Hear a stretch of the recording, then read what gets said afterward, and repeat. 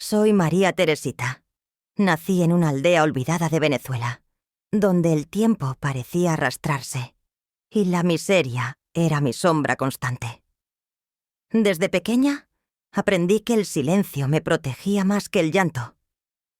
Mi padre, convertido por el alcohol en un monstruo, golpeaba a mi madre casi todas las noches y lo hacía delante de mí como si no existiera.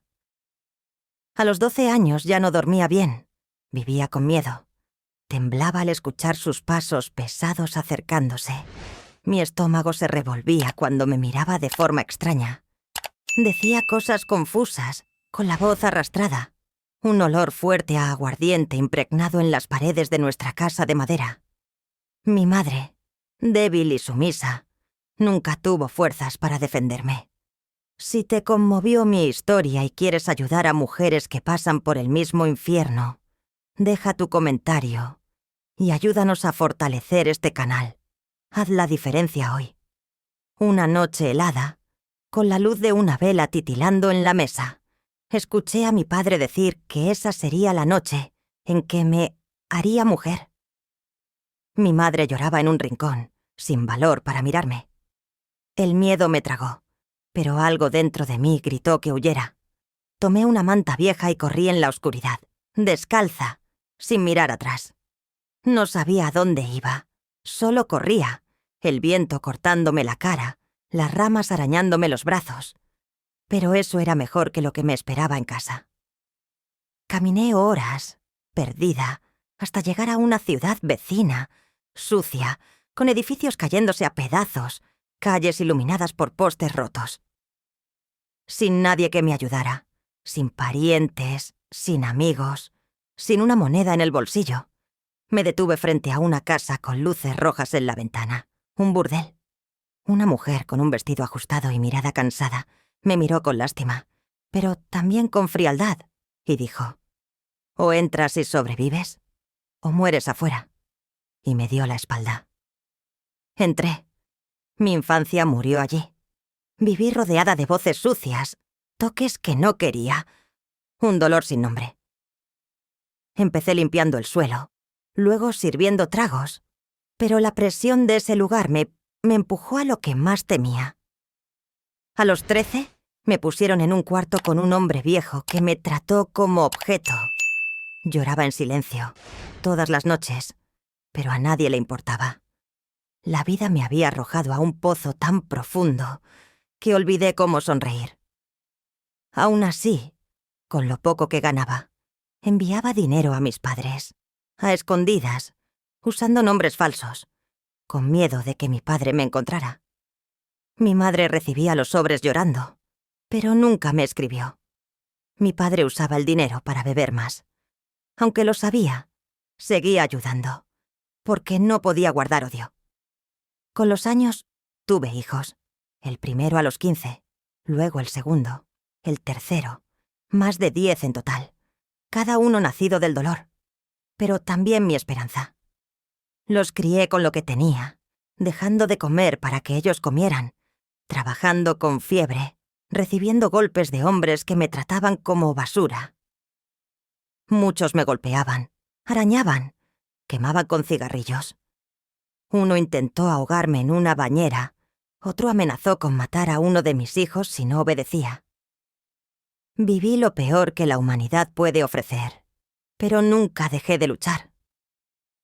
Intenté salir varias veces, conseguir trabajos simples, limpiar casas, vender en la calle, pero la prostitución era una cárcel sin rejas, que me retenía por necesidad. Ningún sistema me ayudaba, ninguna ONG llegaba, ningún gobierno se preocupaba. Yo era invisible, pero en lo más hondo de mi corazón guardaba una chispa de fe, pequeña, encendida por los recuerdos de mi abuela, que rezaba con un rosario gastado, hablando de un Dios que todo lo veía. Me aferraba a eso, rezando a escondidas, pidiendo salvación, creyendo que un día un hombre de Dios me sacaría de ese infierno. A los casi 30, con arrugas que no iban con mi edad, un hombre entró al burdel. Ramiro, venezolano, rico, dueño de restaurantes en México, Estaba allí por curiosidad. No me eligió por mi belleza, sino por algo en mis ojos. Tal vez el dolor que aún luchaba por vivir. Hablamos. Le conté pedazos de mi vida. Él escuchó. Volvió días después.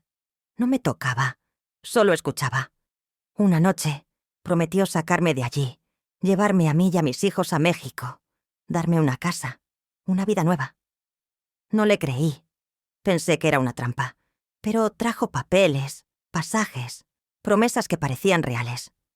Vi en él la respuesta a mis oraciones, el hombre de Dios que esperaba, y arriesgué todo. Llevé a mis hijos escondidos en una madrugada y me fui hacia lo desconocido. En México todo era diferente. Casas bonitas, comida en la mesa, nadie gritando ni golpeando. Ramiro me dio un cuarto limpio, un trabajo sencillo en un restaurante, puso a mis hijos en la escuela. Lloré de gratitud, pero temía que fuera un sueño. La vida aún era dura, pero había paz. Mis hijos, sin embargo, cargaban heridas. Javier, mi primogénito, con 15 años, recordaba demasiado a los hombres que me lastimaron, las noches escondiendo a sus hermanos. Me amaba, pero sentía vergüenza cuando sus compañeros susurraban sobre mi pasado. Ramiro, aunque amable, escondía secretos. Su riqueza venía de restaurantes y negocios turbios. Yo notaba las llamadas de madrugada, hombres de traje con maletines, la mirada fría cuando preguntaba.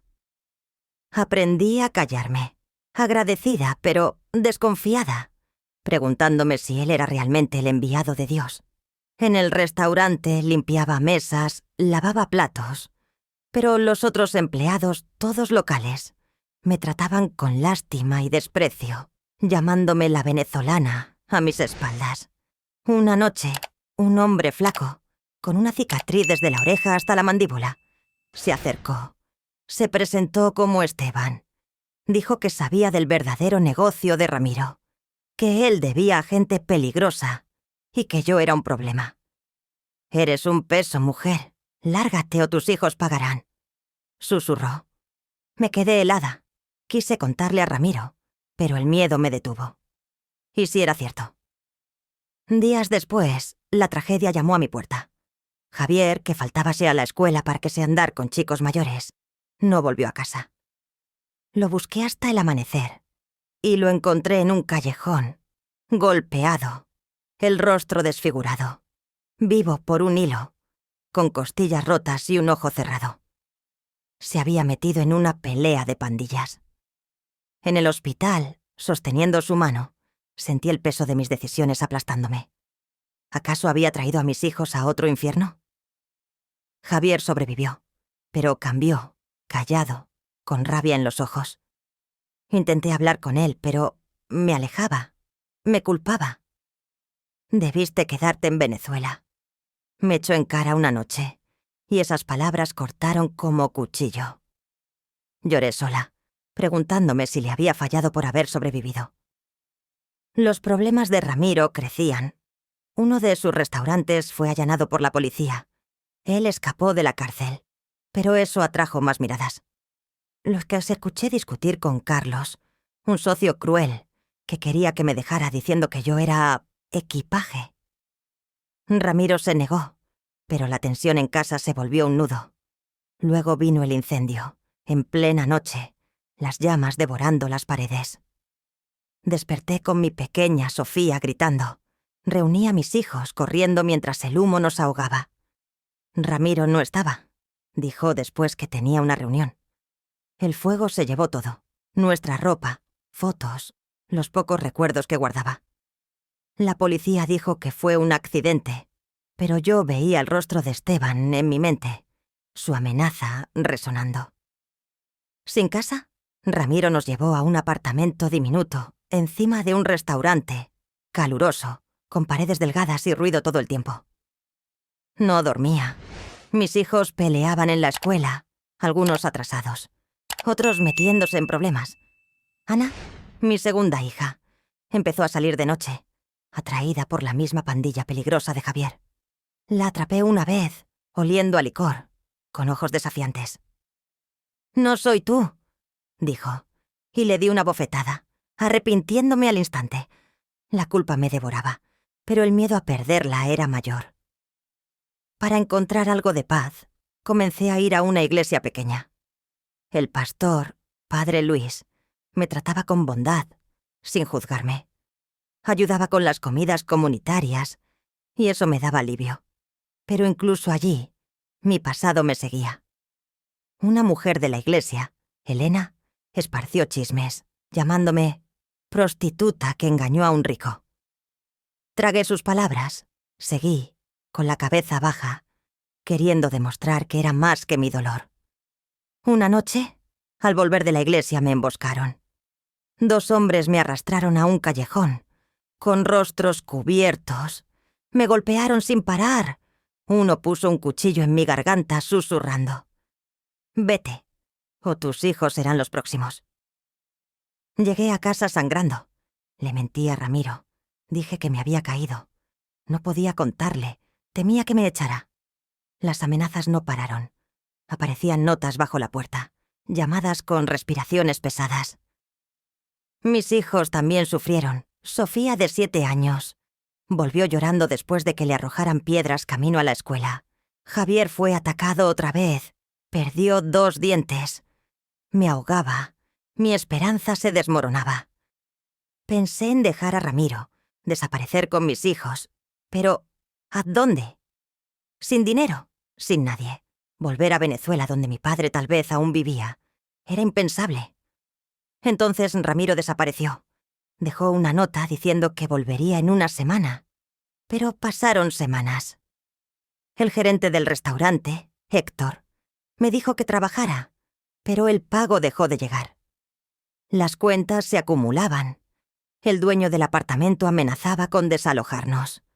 Tomé turnos extras, limpiando casas de día, el restaurante de noche, mi cuerpo gritando de cansancio.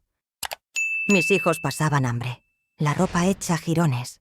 Me sentía de vuelta en el burdel, atrapada por la necesidad. Una noche, Héctor me acorraló, sus manos agarrándome, exigiendo pago para mantenerme en el trabajo. Luché, le arañé la cara, corrí a casa, cerré la puerta con llave. Al día siguiente me despidieron. Sin dinero vendí lo que tenía, joyas viejas, ropa, hasta un medallón que mi madre me dio. Pero no era suficiente. Desesperada, acepté una oferta de Rosa, de la iglesia, contrabandear un paquete para el cartel por dinero que alimentaría tirito a mis hijos por meses. Sabía que era peligroso, cárcel, muerte, pero los ojos hambrientos de ellos me empujaron. Escondí el paquete, temblando. Crucé a los con migrantes, el desierto quemándome los pies. Una mujer del grupo cayó, la dejaron atrás. Entregué el paquete, tomé el dinero, pero la culpa me aplastaba. Juré no ser como los hombres que me usaron, pero estaba en su mundo. Con el dinero llevé a mis hijos a un barrio más seguro, pero el cartel no me soltaba, exigía más trabajos, amenazando a mi familia. Obedecí, cada viaje desgarrando mi alma. Una noche, la patrulla fronteriza me atrapó. Encontraron el paquete, me encerraron. Mis hijos quedaron solos, aterrados, mientras yo pudría en una celda, enfrentando la deportación. Pensaba en Ramiro. ¿Me abandonó? ¿Murió? Pensaba en mi madre, que nunca luchó por mí. En mis hijos, que merecían más. En la cárcel, conocí a Claudia, una guatemalteca con una historia parecida. Abusos, huida, supervivencia. Nos hicimos amigas, compartiendo nuestras penas en susurros. Ella tenía un primo en la Ciudad de México que podía ayudar. Me liberaron por un tecnicismo. Tomé a mis hijos y huí a la capital. El primo, Miguel, era mecánico. Me dio un trabajo sencillo, llevando las cuentas, algo que aprendí en el restaurante.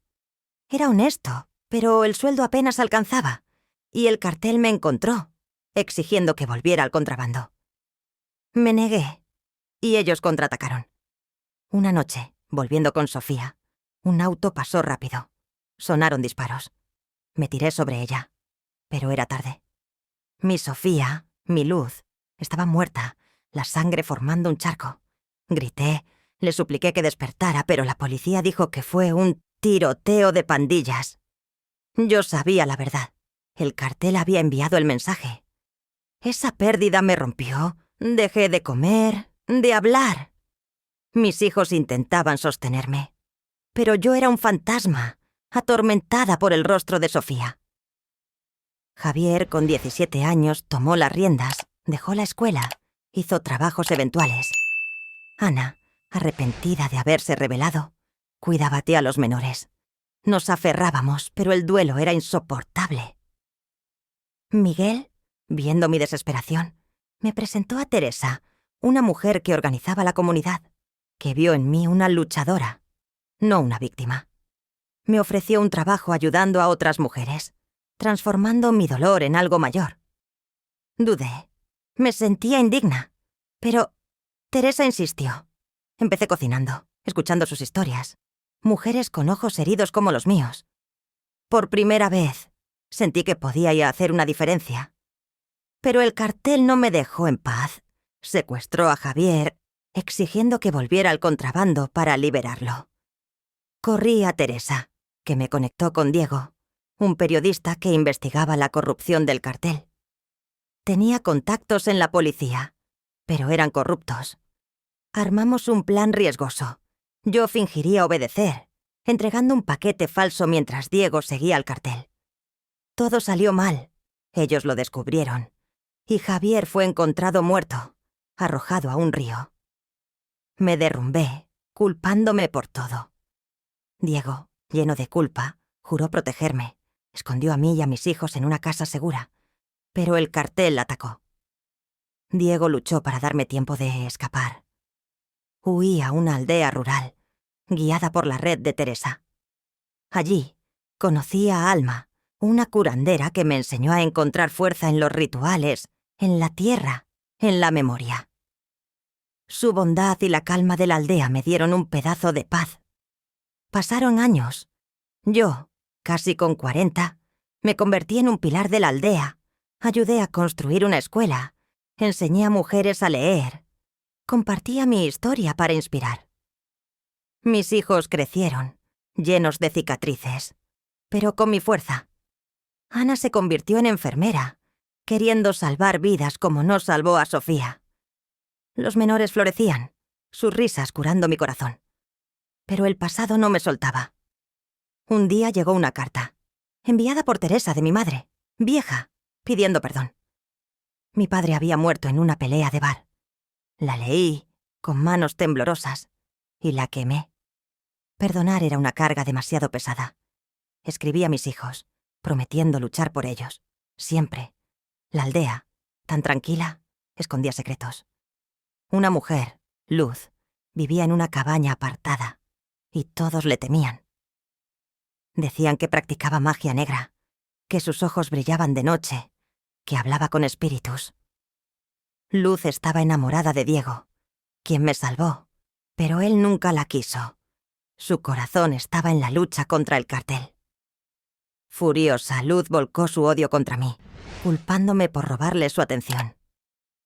En una noche sin luna, hizo un ritual oscuro, quemando hierbas amargas, cantando en una lengua extraña, maldiciéndome a mí y a mis hijos. Al día siguiente, cosas raras comenzaron. Mis hijos se enfermaron, con fiebres que ningún médico explicaba, sus cuerpos marcados por manchas oscuras que parecían latir. Encontraba plumas negras en mi puerta, y de noche escuchaba susurros de la nada. La aldea que me acogía se volvió hostil, la gente evitándome, diciendo que traje una maldición. Desesperada busqué a Alma, quien reconoció de inmediato la magia negra. Confrontó a Luz, pero la mujer rió, con odio en los ojos. «Tú robaste lo que era mío, ahora lo pierdes todo», dijo, antes de desaparecer en el bosque. Alma intentó romper la maldición, quemando incienso, rezando días seguidos, pero la maldición era fuerte. Mi Pedro, de 9 años, no resistió. Dejó de respirar en una mañana gris. Lo sostuve, gritando, mientras la aldea miraba en silencio. El duelo me devoró otra vez, pero la rabia me hizo actuar. Fui tras Luz, siguiendo rastros en el bosque. Encontré su cabaña, llena de velas derretidas, huesos, símbolos extraños en las paredes. Ella me esperaba, con un puñal, lista para acabar conmigo en un ritual. Pero los espíritus que invocó, furiosos por ser usados, se volvieron contra ella. Un viento helado tomó la cabaña. Las velas se apagaron. Luz cayó, gritando, su cuerpo retorciéndose como si manos invisibles la jalasen.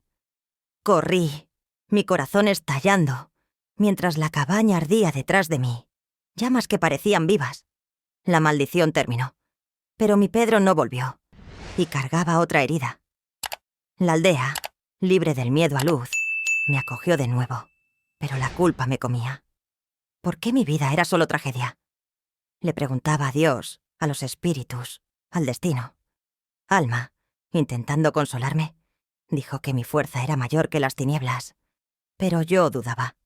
Meses después, un nuevo terror llegó. Un culto extraño tomó la región, liderado por Víctor, que se decía profeta. Prometía salvación, pero pedía sacrificios, y sus seguidores, fanáticos, atacaban a quien no obedecía. Víctor se obsesionó conmigo, pensando que mi historia de sufrimiento atraería más gente a su culto.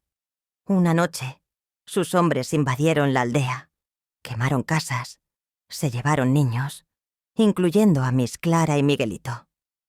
Con Ana y otros aldeanos formé un grupo para rescatarlos, enfrentando a los cultistas en un bosque oscuro. La lucha fue brutal, cuchillos contra palos, sangre manchando la tierra.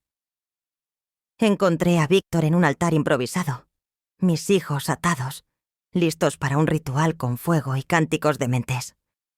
Decía que el sacrificio purificaría la aldea. Con una fuerza que no sé de dónde saqué, luché con él, le quité el cuchillo, lo herí hasta que cayó. Los seguidores huyeron, en pánico, y salpsonucí a mis hijos. Pero Clara estaba herida, una puñalada en el hombro que se infectó días después. Ana, aunque enfermera, no pudo salvarla. Clara murió en mis brazos, susurrando que me amaba. Enterré a otra hija, mi corazón hecho cenizas. La aldea intentó reconstruirse, pero el culto dejó marcas y sentía que atraía desgracia. Decidí irme. Llevé a mis hijos sobrevivientes a una ciudad lejana, guiada por una carta de Diego, que había sobrevivido al ataque del cartel y vivía escondido. Ofreció ayuda, pero cuando llegué, lo encontré muerto, asesinado por venganza del cartel. En su casa, hallé una caja fuerte con dinero y documentos que exponían la corrupción del cartel. Con Ana, entregué todo a un periódico, y eso derribó a jefes del crimen. Pero la verdad trajo nuevos enemigos. Un asesino llamado El Cuervo vino tras de mí, dejando muerte por donde pasaba. Una noche invadió nuestra casa, pero Ana, que aprendió de mí, luchó a mi lado, lo hirió con un cuchillo de cocina. El Cuervo huyó, pero juró volver. Sabía que nunca estaría segura, pero no iba a rendirme. Encontré refugio en una comunidad en las montañas, donde Inés, una expresa política, me acogió. Ella enseñaba autodefensa, resistencia, y mis hijos y yo aprendimos a luchar, con armas y con la mente. Pero la comunidad tenía sus propios problemas. Una empresa minera quería echarnos para explotar la tierra. Lideré protestas, enfrenté a matones armados, gas lacrimógeno, arrestos. En una protesta, un disparo perdido alcanzó a mi Felipe, de 6 años. Murió en el hospital, y yo, ya curtida por el dolor, convertí el duelo en furia. Organicé a la comunidad hasta que la minera cedió, presionada por los medios. Fue una victoria amarga, otro hijo perdido. Pero el mal no paraba. Una mujer, Dolores, llegó a la comunidad diciendo que tenía visiones de Dios, pero en realidad manipulaba a todos con promesas falsas. Estaba loca por el pastor Samuel, un hombre bueno que venía ya a predicar. Samuel era diferente a Ramiro, un verdadero hombre de Dios, con ojos gentiles y una fe que calentaba. Dolores, celosa, me veía como rival, porque Samuel pasaba horas escuchando mis historias, admirando mi fuerza. En un arranque de rabia, recurrió a la magia negra, aprendida de una curandera renegada. Sacrificó un gallo negro, esparció cenizas malditas alrededor de mi casa, invocando espíritus para destruirme. Esa noche, una tormenta extraña cayó, con relámpagos que parecían apuntar a mi casa. Mis hijos despertaron gritando, viendo sombras con ojos rojos en las ventanas. Corrí a Samuel, aterrada, y él reconoció la magia negra. Oró con un crucifijo en la mano mientras Alma, que estaba de visita, quemaba hierbas sagradas para ahuyentar a los espíritus. Fue una batalla de horas, hasta que Dolores apareció, riendo como loca, diciendo que nunca escaparía del dolor. Pero la fe de Samuel y la fuerza de Alma vencieron, los espíritus se fueron, y Dolores cayó, débil, murmurando arrepentimientos. La comunidad la expulsó, pero el miedo quedó, así, como si estuvieran quemados. Meses después, otra desgracia llegó. Contrabandistas ligados al cartel que ayudé a exponer descubrieron dónde estaba. El jefe, Raúl, era cruel y decían que había hecho pactos con cosas oscuras. En un ataque, se llevó a Ana, mi hija de 20 años, a una cueva en las montañas, queriendo quebrarme con un ritual. La cueva tenía símbolos raros, y Raúl hablaba con voces que no parecían humanas. Fui tras ella con Samuel e Inés, en una lucha desesperada. La cueva estaba cubierta de una niebla extraña, y los matones parecían poseídos.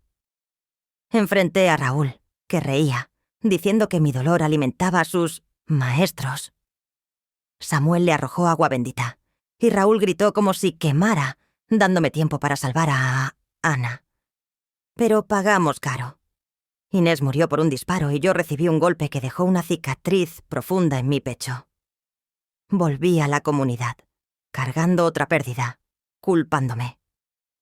Samuel, que nunca me dejó, decía que mi lucha inspiraba a otros, y empezó a visitarme más, no solo como pastor, sino como amigo. Veía en él la bondad que siempre quise, pero el cartel no paraba. Raúl, que sobrevivió, mandó secuestrar a Lucía, una niña de 8 años de la comunidad, con una nota diciendo que me entregara.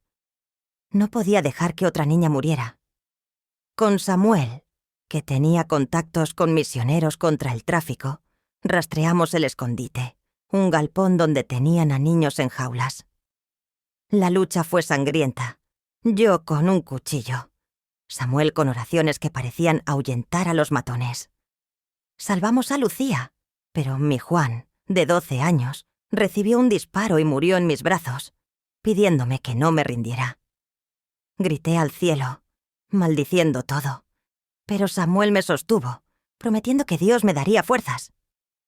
El duelo era un peso que conocía bien, pero la comunidad, unida por mí, se volvió un símbolo de resistencia. Pasaron años, yo, con 45 años, cargaba mis cicatrices en el cuerpo y el alma. El cuervo, el asesino que me perseguía, volvió, viejo, pero letal, queriendo acabar conmigo. En un camino desierto lo enfrenté, con nada más que valor. Me hirió gravemente, pero Ana, que me seguía, le disparó y lo mató. Sobreviví, pero mi pierna nunca volvió a ser la misma. Samuel, que nunca se apartó de mí, se convirtió en mi refugio. Me contó que, años atrás, sintió un llamado para salvar a una mujer marcada por el dolor, y creía que era yo. Su fe, tan pura, tan distinta del oportunismo de Ramiro, me hizo ver que mis oraciones en el burdel no fueron en vano. Samuel me propuso una nueva vida, no como esposa, sino como compañera en su misión de ayudar a los pobres. Yo, que esperé tanto por un hombre de Dios, dije sí, sintiendo que era mi redención. Con él, fundé el Luz de Esperanza, un refugio para mujeres y niños rescatados del tráfico y la violencia, en homenaje a mis hijos que se fueron. El refugio creció, con ayuda de misioneros y comunidades del mundo. Entrenaba así a las mujeres, contaba mi historia, les enseñaba así a luchar, a leer, a creer en sí mismas. Ana, ahora una enfermera reconocida, dirigía la clínica del refugio, salvando vidas como juró. Mis hijos sobrevivientes, guiados por mí, se convirtieron en líderes, algunos maestros, otros activistas, todos con mi fuerza.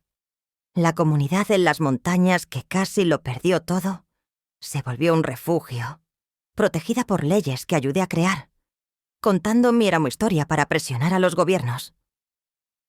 A los 50 años me llamaban la madre de los olvidados, un símbolo de quien venció lo imposible. Mi vida, que alguna vez fue solo dolor, se convirtió en una luz de esperanza.